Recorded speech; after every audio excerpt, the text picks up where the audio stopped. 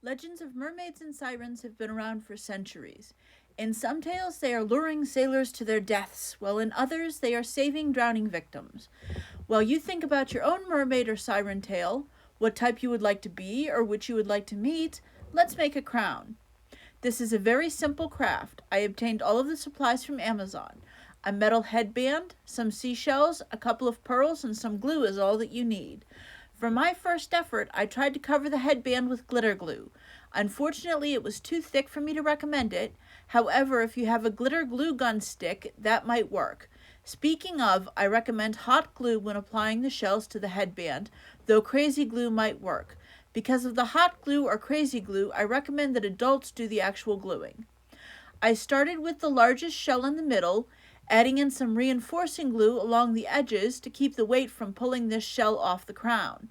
I placed the shell so that the bottom hung a little lower than the rim of the headband. This gives the crown a more three-dimensional look, as well as giving the glue a bit more purchase. You can see a glob of glue in the cutout portion of the shell. This is easily covered with decoration, or if you're using glitter glue gun sticks, you can turn this into a decorative element. I do not recommend putting more than 4 to 5 shells on your crown.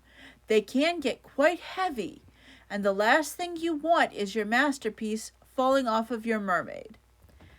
Have fun, and please post your creations to the Olean Public Library's Facebook page. I would love to see what you make.